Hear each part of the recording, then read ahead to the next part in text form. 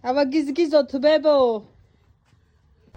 დღე დავიწყეთ ასე ენერგიულად და პოზიტიურად, ვაცხობთ თონეში პურებს და შემდეგ მივდივართ ტყეში საქეიფოდ.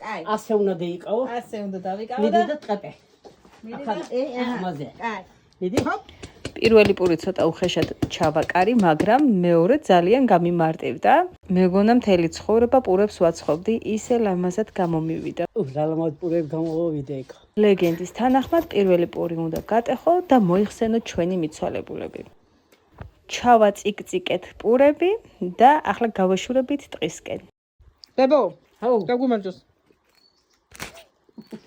გამოვიტანდა მოდი მოურახულად. ბებოს ჭიქის მორახუნებაც უნდოდა ჩემთვის, მაგრამ რადგან წამლებს სვამდა და ტყეშიც მოგვიწევდა დალევა, ამიტომ ცოტა თავი შევიკავეთ. დაგხვდა ულამაზესი გარემო. სოფელში ასია ტყეში ვარ. ხათხაზე ნაკლები მგელმა შეჭამა, ვერ გავგლიჯა. სოფლის შემწვარი ქათამი. მობძანდით გენაცვალების აცგნება. აღფრთოვანებული ვარ იმერლების სტუმართმოყვარეობით, რადგან რომ გაიგეს რომ ჩავედით, ყოველდღე მოდიოდნენ წვენით. ერთს კვერცხი მოქონდა, მეორეს რძე, მესამეს ყველი, მაწონი და ასე შემდეგ.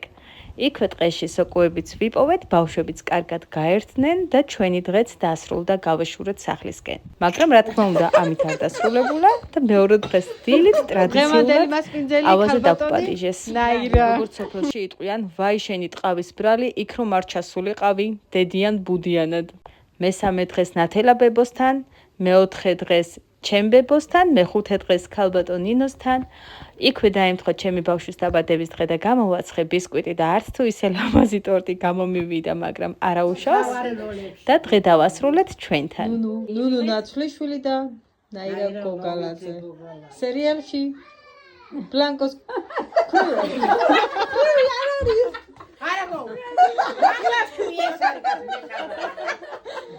ასე შეხმატკბილებულად გავატარეთ სოფელში 8 დღე. საღამო კი დავასრულეთ ოჯახთან ერთად ტრადიციული ვახშმით და გავაშურეთ უკვე ქალაქისკენ. ამ ვიდეოს ბოლოს კი მინდა მადლობა მოუხადო ბებოსთა ქალებს იმ სითბოსთვის, სიყვარულისთვის, პატივისცემისთვის, რაც ჩემთვის გაიმეტეს. მიყვარხართ და კოცნით.